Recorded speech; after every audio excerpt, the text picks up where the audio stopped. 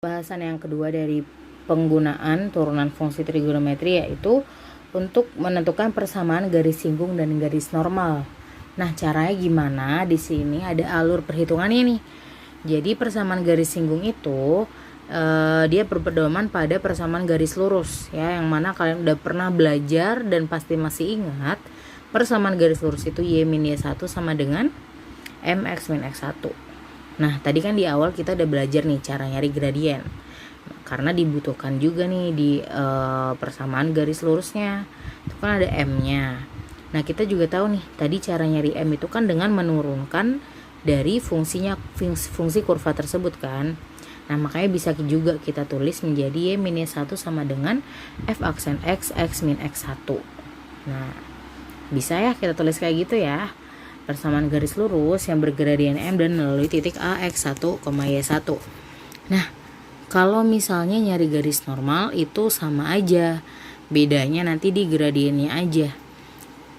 Jadi persamaannya y min y1 sama dengan negatif 1 per f aksen x min x1. Kenapa kok dia jadi gitu ya gradiennya?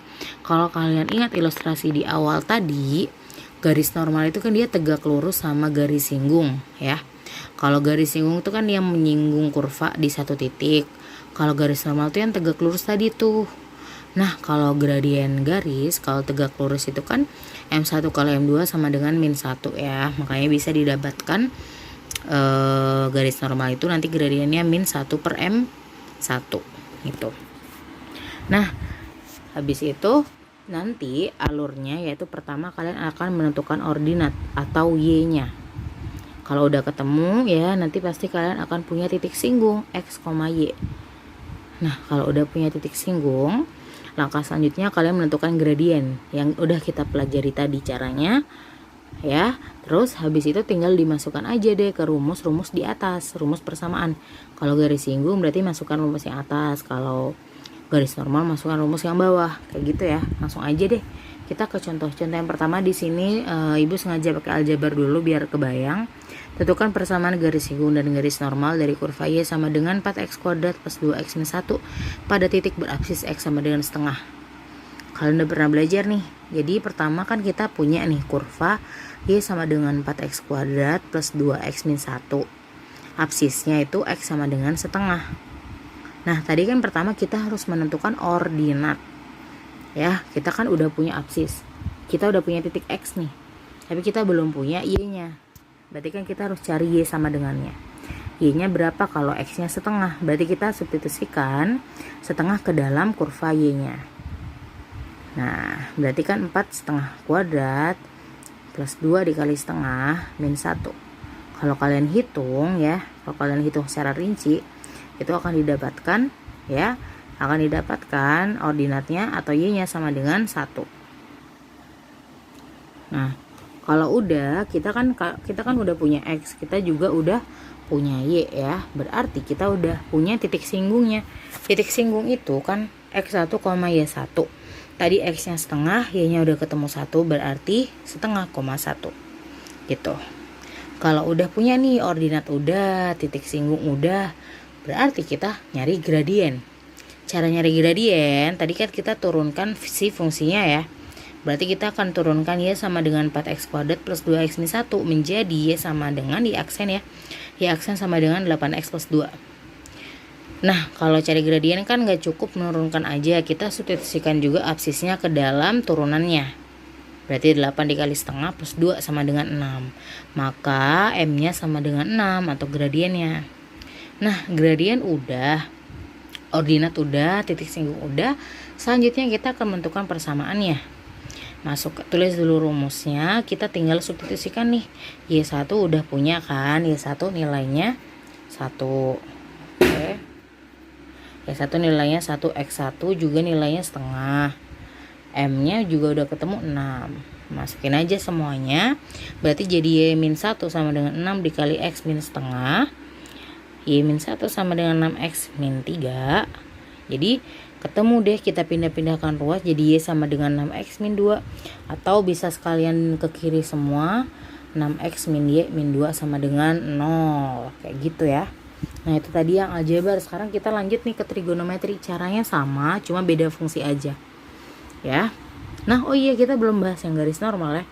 Nah kalau persamaan garis normal sama ya, cuma yang tadinya M nya tuh sama dengan 6, berarti di sini min 1 per M, berarti min 1 per 6 ya. Kalau kalian ini mengerjakan di sini berarti min 1 per 6. Nah udah, perhitungan selanjutnya sama.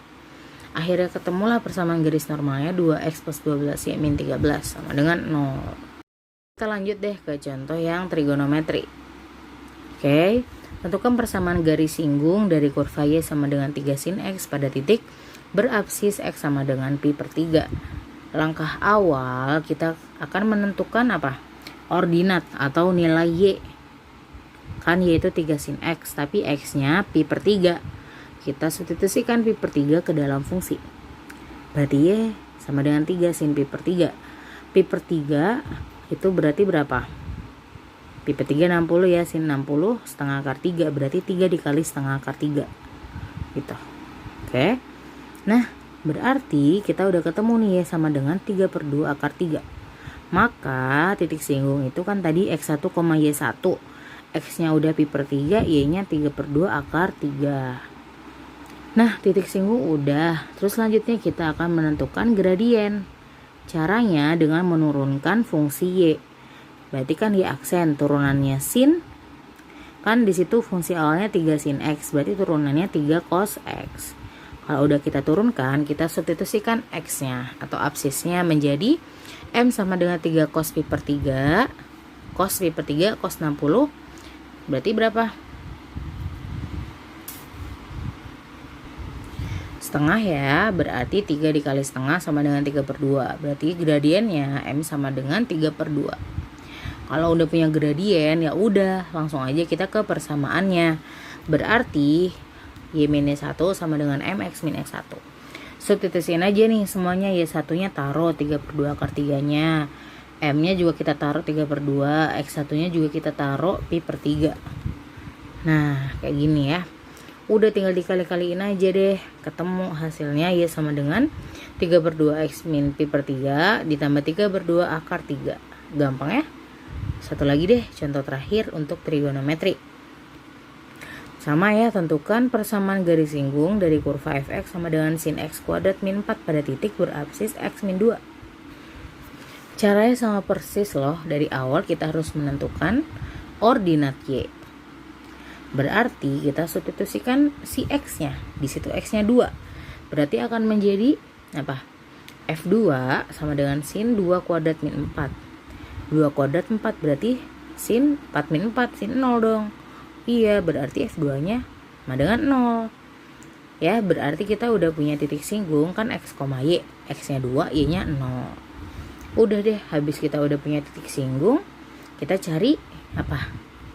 Betul, kita cari gradien. Gradien itu dengan menurunkan fungsinya. Tadi fx sama dengan sin x kuadrat min 4 menjadi apa? Ayo, turunannya sin cos ya, cos x kuadrat min 4. Jangan lupa di situ ada fungsi di dalamnya. X kuadrat min 4 diturunkan menjadi 2x ya. Makanya turunannya jadi segitu tuh. 2x cos x kuadrat min 4. Karena kita nyari gradien, jadi kita substitusikan juga x-nya sama dengan 2 ke dalam turunannya. Menjadi 2 dikali 2 cos 2 kuadrat min 4. Berarti berapa? Nah, berarti M-nya sama dengan 4 kalau kalian hitung. 2 kali 2, 4. Dikali 1 ya. Berarti 4.